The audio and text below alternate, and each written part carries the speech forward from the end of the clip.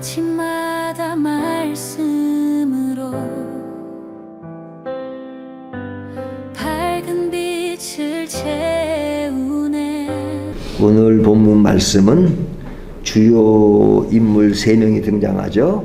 아브라함이 등장하고 사레가 등장하고 그의 종 하갈이 등장합니다. 하나님께서는 아브라함에게 내 후손이 하늘의 별처럼 많아질 것이다, 이렇게 예언을 하셨죠. 하지만 현실적으로 사레는 아이를 낳지 못하는 상황입니다. 그 상황 속에서 지금 벌어지는 일들이죠. 외형적으로 보면 아이를 낳을 수 없는 형편이니까 아이를 낳기 위한 노력을 하는 겁니다. 그 노력하는 모습이 어떤 것이냐? 굉장히 인간적인 방법을 쓰고 있는 거죠. 인간적인 방법. 인간이 왜 인간적인 방법을 쓰느냐? 좀 썰렁한 얘기지만 인간이기 때문에 그렇습니다. 인간이니까 인간적인 방법을 쓰는 것이죠. 인간적인 방법이라는 게 뭐냐? 사람은 조급함이라는 것이 있습니다. 조급함.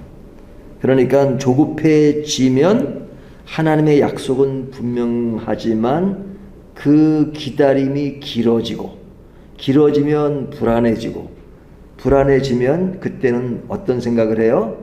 이건 내가 해결해야 되겠구나 라는 어떤 자기 스스로의 해결책을 간구합니다. 그렇다는 내용은 조급해지는 거죠. 조급해지니까 인간적인 방법을 쓰면서 그 문제를 해결하려고 합니다. 그러니까 인간적인 방법이란 뭐냐? 조급함 때문에 그런 경우가 많다 하는 것입니다. 두 번째는 인간적이라고 하는 것은 합리적인 계산을 합니다. 합리적인 계산. 그러니까 당시의 상황으로는, 요즘 같으면 이런 일들은 굉장히 상식을 벗어나는 일이지만 그때 사회적 기준으로 보면 자녀를 낳지 못하면 그 종을 통해서 출산하는 것은 그 당시에 관행하는 그런 문화였단 말이죠. 그러니까 사례는 그 방법을 하나님의 뜻이라고 하는 그런 착각을 가질 만하죠. 왜? 그 당시 사회적으로 그것이 보편화된 그런 모양새였기 때문에 그럽니다. 그러니까 인간으로서는 합리적인 계산을 하죠. 우리가 어떤 사람들의 그 삶을 보면 일반적인 상식은 벗어나지만 그 사람들 같은 종류의 사람들은 관행적으로 행해지면 뭐 당연시 여기는 경우가 많잖아요. 그러니까 합리적인 계산을 합니다. 세 번째는 인간은 신앙의 한계 속에는 흔들릴 때가 참 많습니다. 믿음에 서 있다고 하지만 끝까지 가지 못하는 경우도 있고, 그리고 끝까지 신뢰하지 못하니까 그때는 인간적인 방법을 병행하는 모습이 나타나죠. 그러니까 이러한 모습이 인간적인 모습입니다. 근데 이런 인간적인 모습은 사실은 특별한 사람에게 나타나는 것이 아니라 사실 따지고 보면 인간의 정도 차이가 있지만 사실은 인간 모두에게 나타나는 성향이죠. 지금 이 이야기는 누구의 이야기예요?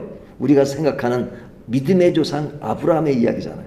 그러니까 아브라함에게도 지금 이런 일들이 벌어지고 있다 하는 것입니다. 그러면 이런 사건을 왜 성경은 기록하고 있느냐 하는 거죠. 성경은 항상 좋은 것만 기록하고 그 다음에 유익되는 것만 기록하느냐, 어떤 인간의 치부나 어떤 인간의 그릇된 모습을 기록하지 않느냐, 아니잖아요. 오늘 본문도 사실은 아브라함에 대해서 굉장히 좋게만 묘사하는 부분도 있고 또 그렇게 인식하는 부분은 많지만 사실은 이 사건은 좀 빼버리면 좋을 거 아닙니까? 우리가 성경 역사를 기록한 열왕기 상하와 역대 상하의 차이점이 뭐예요? 역대 상하는 이스라엘 백성들이 바벨론 포로 후에 돌아온 사람들을 격려하기 위해서 우리의 민족성을 강조하기 위해서 쓴 책이잖아요. 그러다 보니까 그 안 좋은 얘기는 많이 빼버렸어요. 그러니까 열왕기 상하에는 다윗이 밧세바를 범한 사건을 기록하지만 역대 상하는 그걸 기록하지 않잖아요. 왜냐하면 그것이 뭐 잘못됐다는 것이 아니라 그들의 어떤 민족의 자부심 또 격려 이런 것을 부여하기 위해서 기록했단 말이죠. 그것처럼 말씀 속에서도 항상 좋은 것만 기록할 수 있는데 인간의 어떤 실패의 모습을 성경은 있는 그대로 기록합니다. 왜 이런 기록을 했을까? 인간의 연약함을 드러내기 위해서 그렇습니다. 인간, 제가 앞에는 인간적이라고 했는데 인간적이라고 하는 것이 인간은 강한 척에도 약해요. 아브라함이라고 하는 믿음의 조상 큰 인물도 인간이기 때문에 흔들릴 수가 있고 나약한 측면을 가지고 있는 것이죠. 실수하지 않는 인간은 없습니다. 두 번째는 하나님의 방법과 인간 방법에는 차이점이 있다 하는 것을 늘 보여줍니다. 하나님이 하시는 일, 인간이 하는 일, 거기에는 분명히 차이가 있어요. 인간의 방법은 갈등과 상처를 낳지만 하나님의 방법은 항상 언약 속에서 그 일들이 어떤 시대적 흐름에 뭐 이렇게 휩싸이지 않고 계속 하나님은 그 길을 가게 하십니다. 하나님의 방법은 그래서 언약의 역사라고 말해요. 그러니까 하나님의 방법과 인간의 방법은 차이가 있다 하는 것을 보여주는 겁니다. 세 번째는 오늘날 성도들에게 교훈을 주기 위해서입니다. 신앙의 역사 속에서 인간의 실패도 기록하면서 우리에게 경고의 메시지를 주기도 하고 지혜의 메시지를 주기도 하죠. 그래서 이 성경에는 어떤 인간의 다양한 모습들이 그대로 기록되고 있는 것이죠. 자, 그렇다면 그 결과는 어떠했느냐? 인간적인 방법을 쓰는 아브라함, 사레, 하갈 이 사건을 통해서 오늘날 우리에게 주는 어떤 인간적 방법의 결과는 뭐냐? 결국은 가정의 갈등을 드러내잖아요. 갈등. 어떤 갈등이에요? 하갈은 임신하자 사레를 멸시했다 하는 내용을 하잖아요. 그러니까 종이지만 뭐 멸시를 하면 얼마나 멸시를 했겠어요. 그냥 그런 자기가 종이었지만 그래도 주인의 아들을 갖고 그리고 그 속에서 자기가 이렇게 신분이 상승한 그런 것에 대해서 뭐 내면적으로 업되는 것이 있겠죠. 그러니까 그런 것들이 자연이 흘러나오는 모습이 있었을 텐데 그 모습을 바라보는 사례 입장에서는 더 진짜 그가 뭐 사례에게 막 그냥 그렇게 심하게 했겠어요. 하지만 사례가 느끼는 감정은 멸시처럼 느낄 수가 있겠죠. 그러니까 하갈은 멸시한 셈이 된 것이고 하갈은 멸시한 셈이 된 것이고 사례는 멸시받은 느낌을 받았겠죠. 그러니까 사례는 그러한 것에 대하여 어떻게 반응해요? 하갈을 학대하잖아요. 그래서 하갈이 광야로 가게 되는 그런 내용이 나오죠. 그러니까 자꾸 이럴 때는 이제 아브라함을 이렇게 찌르는 거죠. 그러니까 이게 아브라함도 보면 사례가 그러니까 당신 마음대로 하라 그러잖아요.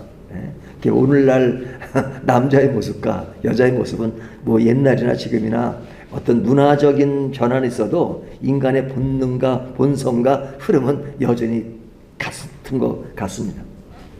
그러니까 아브라함은 해김을 회피하고 그는 내 종이니 내 마음대로 하라 이렇게 말하잖아요. 그러니까 이게 지금 한 가정에서 이루어지는 일인데 남편과 아내의 관계 또 종과의 관계 이런 것들이 굉장히 흐트러져 있는 그런 모양새를 드러내고 있습니다. 이것이 이제 오늘 본문 1절부터 16절까지 내용이에요. 자, 그렇다면 이 본문이 오늘날 우리에게 주는 교훈은 무엇이냐? 하나님의 뜻은 하나님의 방법으로 이루어집니다. 이것이 굉장히 중요한 포인트입니다. 하나님의 뜻은 하나님의 방법으로 이루어집니다. 목적이 아무리 거룩해도 방법이 하나님의 뜻과 다르면 결국 실패할 때가 많죠. 근데 왜 하나님의 뜻에 대한 목적은 가지고 있으면서 인간적인 방법을 쓰느냐? 그 전제가 하나님의 뜻이라는 전제가 있기 때문에 그 뜻 안에서 행해지는 모든 방법은 당연시 하나님의 뜻이라고 생각할 때가 참 많아요. 하지만 방법이 잘못되면 그것은 하나님의 목적에 어긋나는 것입니다. 목적이 좋다고 해서 방법이 다 괜찮으냐? 수단과 방법을 가리지 않고 하나님의 뜻만, 하나님의 목적만 이루면 된다 하는 것은 말은 될런지 모르지만 실제로 그러면 안 된다는 것이죠.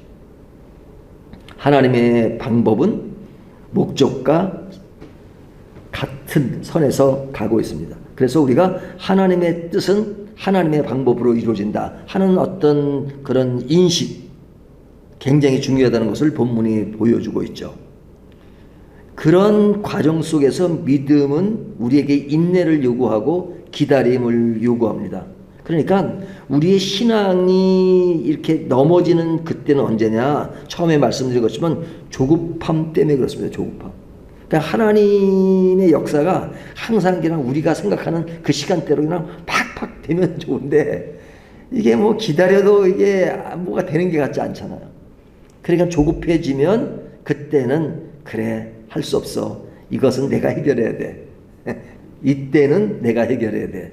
그러다 보니까 인간적인 방법이 나오고 그러다 보면 이런 결과를 초래하게 되죠. 그래서 믿음은 뭐냐? 하나님의 때를 기다리는 것입니다. 하나님의 때를 기다리는, 굉장히 중요하죠. 하나님의 때를 기다리는 것입니다. 근데 그 때가 언제냐?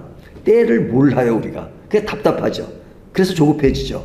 때가 하루가 될 수도 있고 1년이 될 수 있고 우리 때가 아니라 당대를 벗어날 수도 있고, 그러니까 그 때가 내가 경험하는 그 시간에 경험되지 않으면 굉장히 초조해지고 불안해집니다. 그러니까 사람이 조급해지고 그때 사람들은 탈선, 왜곡, 그리고 하나님을 등지기까지 하는 경우가 바로 그럴 때죠. 자, 이런 내용 속에서 오늘 본문이 또 우리에게 주는 교훈은 뭐냐? 실패 속에서도 하나님의 역사는 계속된다는 겁니다. 그러니까 이것이 이제 우리에게 위로죠. 위로죠. 우리의 실패 속에서도 하나님이 넌 실패했으니까 끝났다. 그러면 이제 뭐 더 이상 기록이 필요 없는 것이죠. 이런 기록이 해줄 필요가 없죠. 근데 이 내용은 인간이 실패한다. 누구도 실패하느냐? 아브라함도 실패하고, 아브라함도 잘못 생각할 수 있고 잘못 판단할 수 있고 그러잖아요. 근데 그런 속에서도 하나님이 믿음의 조상이라는 것을 이 선에서 그쳐버리면 창세기 25장까지 아브라함에게 갈 필요 없죠. 16장으로 딱 끝나요. 16장에서 뭐로 끝나냐? 아브라함이 하나님의 부르심을 받았지만 하나님의 부르심에 따라가지 않고 조급함 때문에 그의 인생은 끝났다. 신앙도 끝났다. 끝!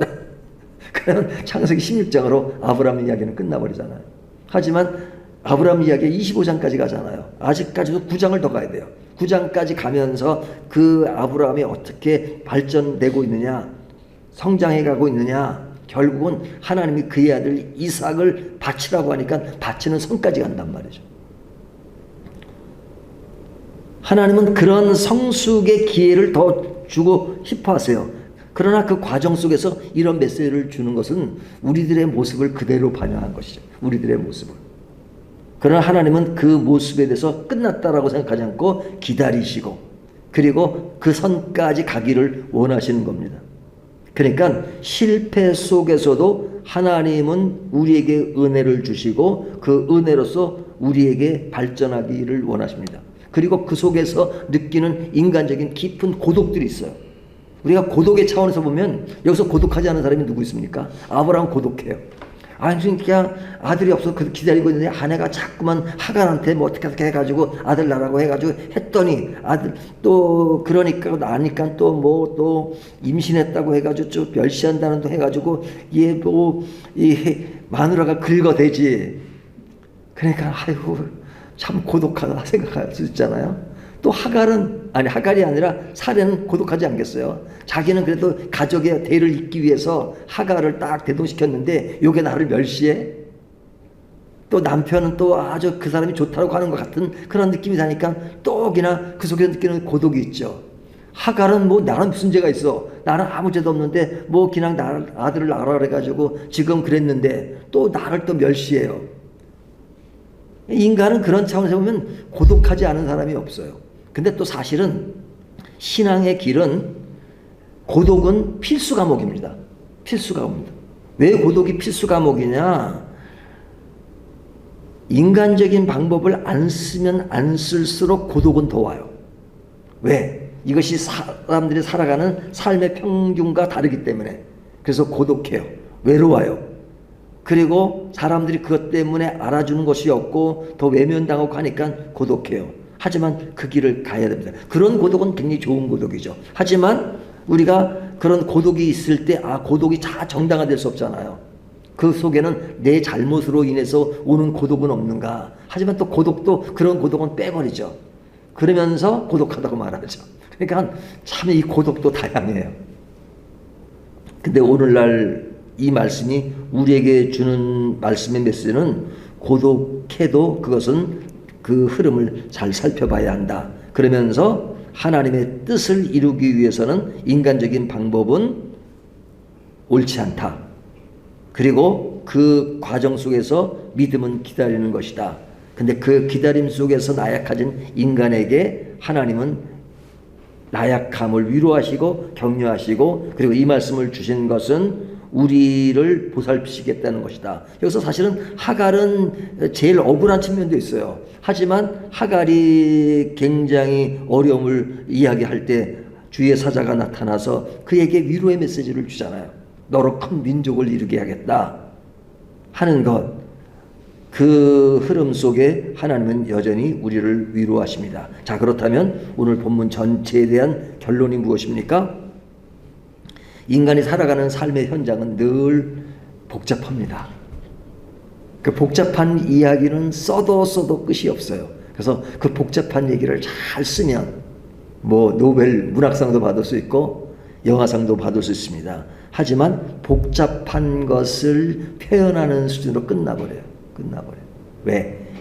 인간적인 복잡함은 결론이 없고 그리고 그것이 해결될 수가 없습니다. 결국은 어디로 가야 해결되느냐?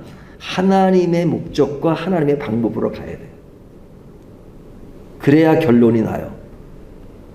그리고 그 속에서 인간의 나약한 측면이 오면 그것을 또 정리해야 돼요. 하나님 앞에서 하나님 내가 했던 방법은 그냥 조급함 때문에 그렇습니다. 그러니까 다시 새롭게 시작하겠습니다. 그러면 하나님이 내가 원하는 것이 바로 그것이다. 인간은 나약해. 그러니까 내가 다시 재기할 수 있도록 늘 기회를 주잖아. 그 기회를 알고 다시 시작하는 것은 내가 원하는 바야. 그것이 우리들의 삶 속에서는 그것이 바로 믿음으로 표현되는 것입니다. 우리가 오늘도 믿음을 가지고 어떻게 살아가야 되느냐?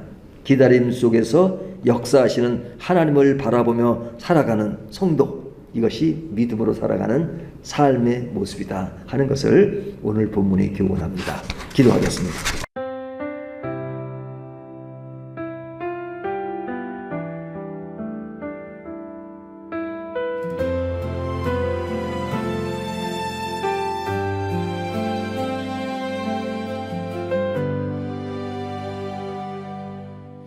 아침마다